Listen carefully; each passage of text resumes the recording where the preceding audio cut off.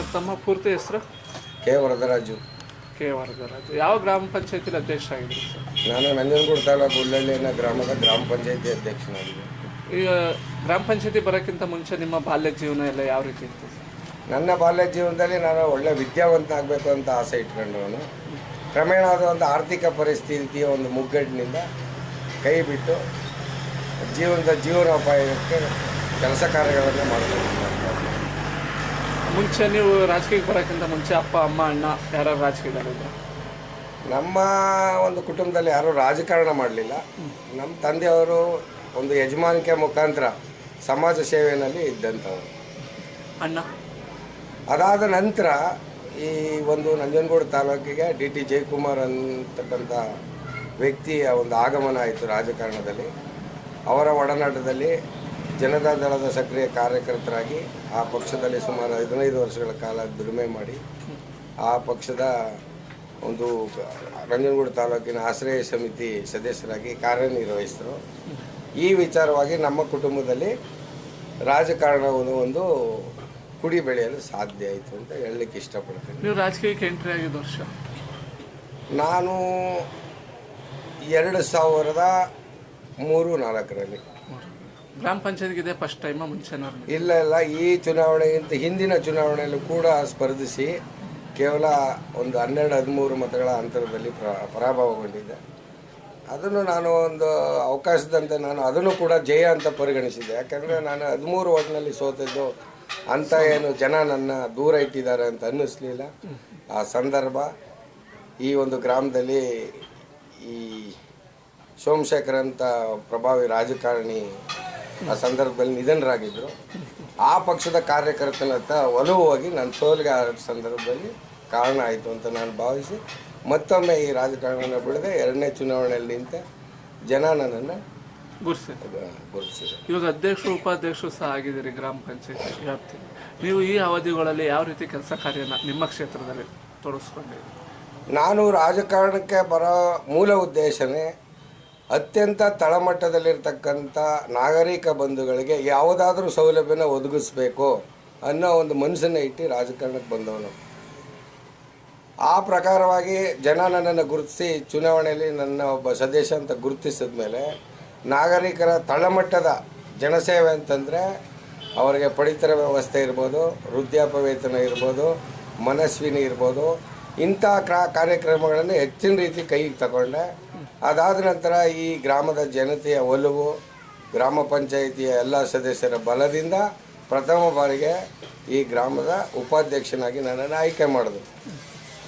ಆಯ್ಕೆ ಆದ ನಂತರ ಈ ಗ್ರಾಮದ ಪರಿಸ್ಥಿತಿಯ ಬಗ್ಗೆ ಅವಲೋಕನ ಮಾಡಿದೆ. ಮೂಲಭೂತ ಸೌಕರ್ಯಗಳ ಬಗ್ಗೆ ಅವಲೋಕನ ಮಾಡಿ ಈ ಗ್ರಾಮದ ಕುಡಿಯುವ ನೀರು, ರಸ್ತೆ, ಚರಂಡಿ ಮತ್ತು ಬೀದಿ ದೀಪ ಇವುಗಳ ಬಗ್ಗೆ ಜಾಸ್ತಿ ಒಲವನ್ನು ಕೊಟ್ಟು ಈ ಗ್ರಾಮದಲ್ಲಿ ಪ್ರಥಮವಾಗಿ CFL ಬಲ್ಬ್ಸನ್ನು ಅಳವಡಿಸೋಕ್ಕೆ ಪ್ರಥಮವಾಗಿ ಆದ್ಯತೆಯನ್ನು ತಗೊಂಡೆ ಮತ್ತು ಗ್ರಾಮದ ನೈರ್ಮಲ್ಯನ ಕಾಪಾಡೋದಕ್ಕೆ ಆದ್ಯತೆ ತಗೊಂಡೆ. ಇಂಥ ಕಾರ್ಯಕ್ರಮಗಳ ಬಗ್ಗೆ ಒಲವನ್ನು ಕೊಟ್ಟು ಹೋಗ್ತಾ ಇದ್ದಾಗ ಗ್ರಾಮದಲ್ಲಿ ನನಗೆ ಹೆಚ್ಚಿನ ರೀತಿ ಒಂದು ಜನಬಲ ದೊರೆಯುವಂತಾಯಿತು. ಖುಷಿ ಕೊಡ್ತಾ ಇದೆ ನಿಮಗೆ ರಾಜಕೀಯ ಜೀವನ? ಕೆಲವು ಸಂದರ್ಭದಲ್ಲಿ ರಾಜಕೀಯ ಜೀವನ ಅತ್ಯಂತ ಒತ್ತಡಕ್ಕೆ ತಂದು ಸಿಲುಕುತ್ತೆ. ಎಲ್ಲೋ ಒಂದು ಕಡೆ ಮೂಲಭೂತ ಸೌಕರ್ಯದ ಒಂದು ಒಲವು ಜನಕ್ಕೆ ಸಿಗದಾಗ, ನ್ಯಾಯ ದೊರೆತಾಗ ಅದರಿಂದ ಖುಷಿ ಸಿಗುತ್ತೋ ಅಂತ ನಾನು ಹೇಳಲಿಕ್ಕೆ ಬಯಸ್ತೇನೆ. ಇವಾಗ ನೀವು ಅಧ್ಯಕ್ಷರಾಗಿ ಯಾವ ರೀತಿ ಕೆಲಸ ಕಾರ್ಯನ ಮತ್ತು ನಿಮ್ಮ ಸದಸ್ಯ ಯಾವ ರೀತಿ ಹತೋಟಿಲಿ ತಗೊಂಡು ಹೋಗ್ತಾ ಇದ್ದೀರಿ? ಯಾವುದೇ ವ್ಯಕ್ತಿನ ಯಾವುದೇ ಕಾರಣಕ್ಕೆ ಕೆಟ್ಟದಾಗಿ ಹತೋಟಿಗೆ ತಗೊಳ್ಳೋಕ್ಕೆ ಸಾಧ್ಯ ಇಲ್ಲ.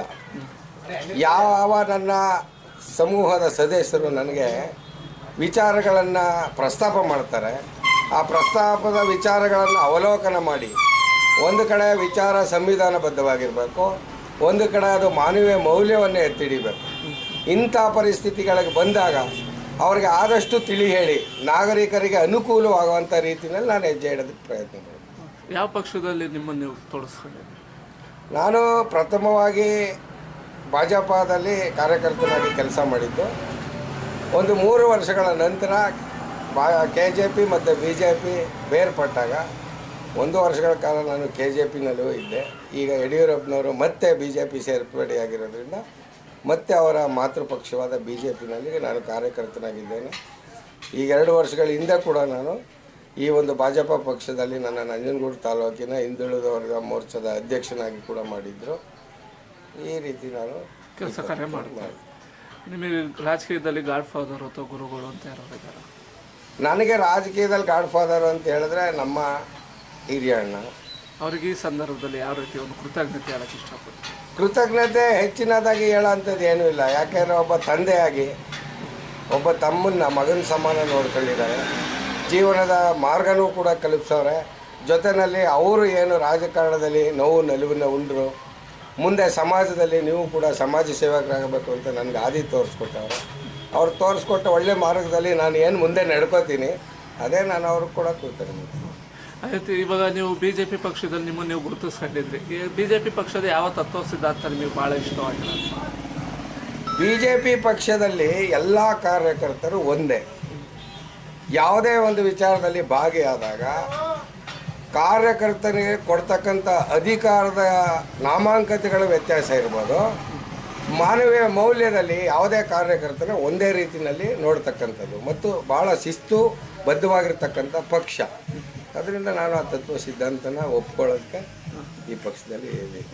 ಸರ್, ಅದೇ ರೀತಿ ನಿಮ್ಮ ಕ್ಷೇತ್ರದ ಜನ ಮತ್ತೆ ನಿಮ್ಮನ್ನು ಇಷ್ಟಪಟ್ಟು ಇನ್ನೂ ಮುಂದುವರಿಬೇಕು, ತಾಲೂಕ್ ಪಂಚಾಯತಿ ಅಥವಾ ಗ್ರಾಮ ಪಂಚಾಯತಿ, ಜಿಲ್ಲಾ ಪಂಚಾಯತಿ ಇಂಥದ್ರಲ್ಲಿ ನಿಲ್ಲಬೇಕು ಅಂತ ಅಪೇಕ್ಷೆ ಪಟ್ಟರೆ ನೀವು ನಿಲ್ಲಕ್ಕೆ ರೆಡಿ ಇದ್ದೀರಾ? ನಾನು ಒಂದು ಸರಿ ಸಮಾಜ ಸೇವೆಗೆ ಅಂತ ಬಂದಿದ್ದೀನಿ. ಈ ದಾರಿನಲ್ಲಿ ನಡೀತಾ ಇದ್ದೀನಿ. ಹೆಚ್ಚಿನ ರೀತಿ ನನ್ನ ಕಿವಿಗೆ ತಟ್ಟೋ ರೀತಿ ನನ್ನಲ್ಲಿ ತಪ್ಪು ಕಲ್ಪನೆಗಳಾಗಿದೆ ಅಂತ ಜನ ತೋರಿಸಿದ್ರೆ ಹಿಂದೆ ಸರಿತೀನಿ. ಇಲ್ಲ, ನಿನ್ನಿಂದ ಈ ಸಮಾಜಕ್ಕೆ ಏನಾದರೂ ಕೊಡುಗೆ ಅಂತ ಹೇಳೋದಕ್ಕಿಂತ ಹೆಚ್ಚಾಗಿ ನಾವು ಕೊಟ್ಟಂಥ ಕಾಯಕಗಳನ್ನು ನೀನು ನಿಭಾಯಿಸ್ತಾ ಇದೆಯಾ, ನೀನು ಇರಬೇಕು ಅಂತ.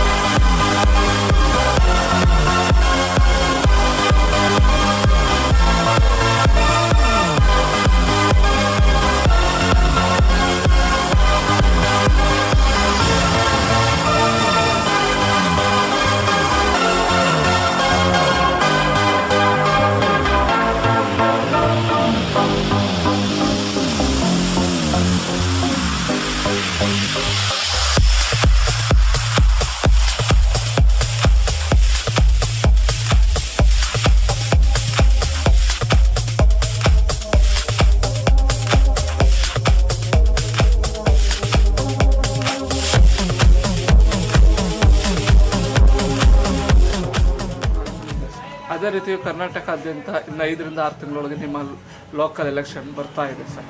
ಈ ಅವಧಿಯಲ್ಲಿ ಯಾವ ರೀತಿ ಮತ ಕೇಳೋಕ್ಕೆ ಜನರಲ್ಲಿ ಇಷ್ಟಪಡ್ತೀನಿ? ಜನರನ್ನ ಮತ ಕೇಳೋದು ಸರ್ವಸಾಮಾನ್ಯ. ಜನರ ಮುಂದೆ ಹೋದಾಗ ನಾನು ಯಾರು ಅಂತ ಅವ್ರಿಗೆ ಪರಿವರ್ತನೆ ಆಗಿ ಗೊತ್ತಿದ್ರೆ, ವ್ಯಕ್ತಿನ ಗುರುತಿಸೋಷ್ಟು ಶಕ್ತಿ ಇದ್ದರೆ, ಯಾರಪ್ಪ ನೀನು ಅಂತ ಕೇಳಿದಾಗ ನಾನು ವರದರಾಜು ಅನ್ನೋನು ಈ ಗ್ರಾಮದಲ್ಲಿ ಏನು ಕೆಲಸ ಮಾಡಿದ್ದಾನೆ, ಈ ಕೆಲಸ ಒಂದು ಸಮಾಜಕ್ಕೆ ಕೊಡುಗೆ ಆಗಿದೆ ಅಂತ ಮೊದಲು ಅವರ ಮನಸ್ಸಿನಲ್ಲಿ ಉತ್ಪತ್ತಿ ಆದ ನಂತರ ನಾನು ಕೇಳೋದಕ್ಕಿಂತ ಮುಂಚೆ ಅವರೇ ಪ್ರೀತಿ ವಿಶ್ವಾಸದಿಂದ ಕರೆದು ಮಾತಾಡೋಂಥ ಸಂದರ್ಭ ಇದೆ. ಹೆಚ್ಚಿನ ರೀತಿ ನಾನು ಗೋಗರಿಯೋದ್ರಲ್ಲಿ ಅರ್ಥ ಇಲ್ಲ. ಅದರಿಂದ ನಾನು ಮಾಡಿರೋ ಕಾರ್ಯಕ್ರಮಗಳ ಬೇಸ್ ಮೇಲೆ ನಾನು ನನ್ನ ಮತ ಬಾಂಧವರ ಮುಂದೆ ನಿಂತಾಗ ಅವರಲ್ಲಿ ಮತ ಕೇಳೋದ್ರಲ್ಲಿ ತಪ್ಪೇನೂ ಇಲ್ಲ. ಅವರು ನನ್ನ ಅತ್ಯಂತ ಶ್ರೀಮಂತಿಕೆ ಮನಸ್ಸಿನಿಂದ ಒಲವು ತೋರಿಸ್ತಾರೆ ಅಂತ ನನಗೆ ನಂಬಿಕೆ. ಅದೇ ರೀತಿ ನೀವು ಒಬ್ಬರು ಯುವಕರಾಗಿ ಪೊಲಿಟಿಕಲ್ಗೆ ಬಂದಿರಾ ಅಂತಾರೆ. ಇವಾಗ ಬರ್ತಿರೋ ಯುವಕರಿಗೆ ಏನು ಸಂದೇಶ ಕೊಡೋಕ್ಕೆ ಇಷ್ಟಪಡ್ತೀನಿ? ನಾನು ರಾಜಕಾರಣದಲ್ಲಿದ್ದು ಮುಂದೆ ಬರತಕ್ಕಂಥ ಯುವ ಶಕ್ತಿಗೆ ನಾನು ಹೇಳೋದು ಇಷ್ಟೇ, ಈ ಸಮಾಜ ಸೇವೆಯಲ್ಲಿ ಜನತೆಯ ಸೇವೆನೇ ಗುರಿಯಾಗಿ ಇಟ್ಕೊಬರ್ಬೇಕು. ಆ ಸೇವೆ ಒಳ್ಳೆಯ ಮನೋಭಾವದಿಂದ ಕೂಡಿರಬೇಕು. ಸಂವಿಧಾನ ಬದ್ಧವಾಗಿರಬೇಕು, ಮಾನವೀಯತೆ ದೃಷ್ಟಿಯಿಂದ ಕೂಡಿರಬೇಕು.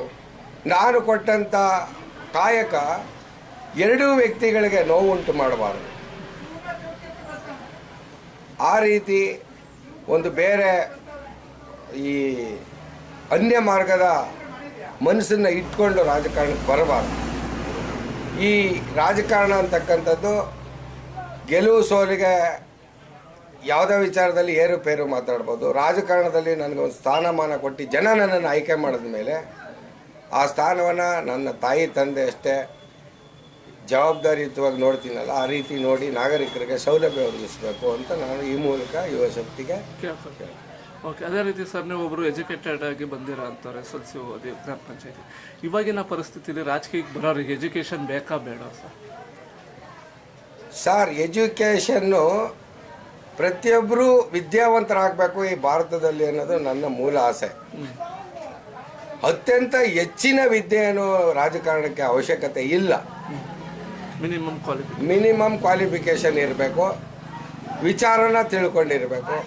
ಮೊದಲನೇದಾಗಿ ಬುದ್ಧಿಶಕ್ತಿ, ನಾನು ಸಮಾಜ ಸೇವೆಗೆ ಬಂದಿದ್ದೀನಿ ಅನ್ನೋ ಬುದ್ಧಿ ಮಾತ್ರ ಉಪಯೋಗಿಸ್ಕೋಬೇಕು. ಇದರಲ್ಲಿ ಯಾವುದೇ ದ್ವೇಷ ರಾಜಕಾರಣ ಮಾಡೋಕ್ಕೆ ಏನೇ ವಿದ್ಯೆ ಕಲ್ತ್ಕೊಂಡು ಬಂದಿದ್ರು ಅದು ದ್ವೇಷವಾಗಿ ಉಳಿದ್ಬಿಡುತ್ತೆ. ಅದರಿಂದ ಇದಕ್ಕೇನಂತ ಹೆಚ್ಚಿನ ವಿದ್ಯಾಭ್ಯಾಸದ ಅವಶ್ಯಕತೆ ಇಲ್ಲ. ಮನುಷ್ಯನ ಒಂದು ವಿಶಾಲತೆ ಇದೆಯಲ್ಲ, ಆ ವಿದ್ಯೆ ಮನುಷ್ಯನಿಗೆ ಇದ್ದರೆ ರಾಜಕಾರಣದಲ್ಲಿ ಒಳ್ಳೆ ಹೆಸರನ್ನ ಪಡೆದು ಸೇವೆ ಮಾಡ್ಬೋದು ಅಂತ ನನಗೂ. ಇದು ರಾಜಕೀಯ ಬಿಟ್ಟು ಮತ್ತೆ ಯಾವ್ದಾದ್ರು ಸಂಘ ಸಂಸ್ಥೆಯಲ್ಲಿ ನಿಮ್ಮನ್ನು ತೊಡಗಿಸ್ಕೊಂಡಿದ್ದೀರ? ಈಗಾಗಲೇ ನಾನು ಯಾವುದೇ ಸಂಘ ಸಂಸ್ಥೆಯಲ್ಲಿ ಸ್ಥಾನಮಾನ ಪಡ್ಕೊಳ್ದೇ ಇದ್ದರೂ ಕೂಡ ಸಂಘ ಸಂಸ್ಥೆಗಳು ನನ್ನನ್ನು ಆಹ್ವಾನಿಸ್ತವೆ, ನಾನು ಭೇಟಿ ಕೊಡ್ತೀನಿ.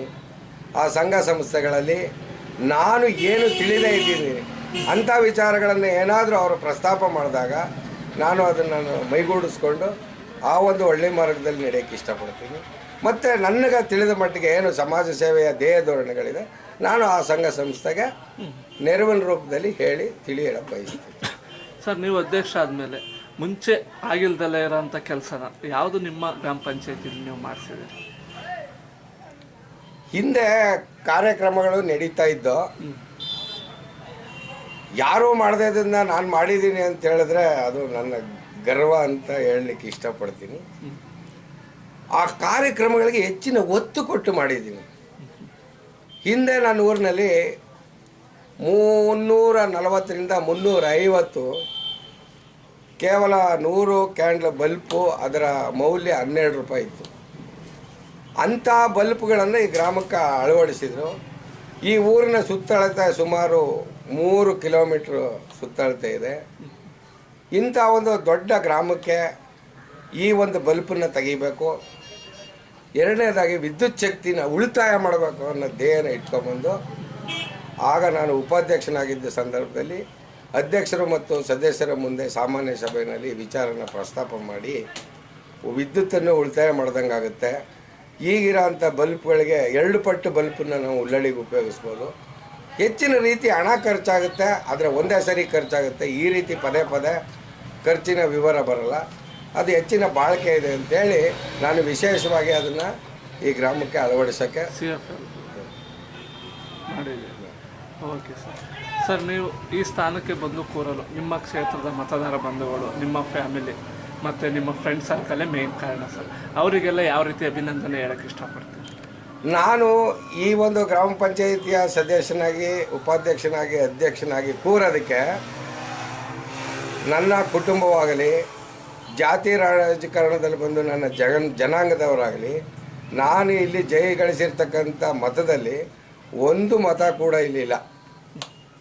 ನನ್ನ ಮನೆಯ ಮತ ಕೂಡ ಈ ಕ್ಷೇತ್ರದಲ್ಲಿ 1ನೇ ಬ್ಲಾಕ್ನಲ್ಲಿ ಇರಲಿಲ್ಲ. ಇಂಥ ಒಂದು ಸಂದರ್ಭದಲ್ಲಿ ನಾನು ಜನ ನನ್ನನ್ನು ಕೈ ಬಿಡಲ್ಲ ಅಂಥೇಳಿ ಈ ಉಲ್ಲಳ್ಳಿ ಗ್ರಾಮದ 1ನೇ ಬ್ಲಾಕ್ನಲ್ಲಿ ನಾನು ಸ್ಪರ್ಧೆ ಕೊಟ್ಟೆ. ಹಿಂದುಳಿದ ವರ್ಗದಲ್ಲಿ ನಾನು ಸ್ಪರ್ಧಿಸ್ಬೇಕಾದ್ರೆ ನನ್ನ ಸ್ಪರ್ಧಾ ಕಣದಲ್ಲಿದ್ದಂಥವರು 9 ಜನ ಅಭ್ಯರ್ಥಿಗಳಿದ್ದರು.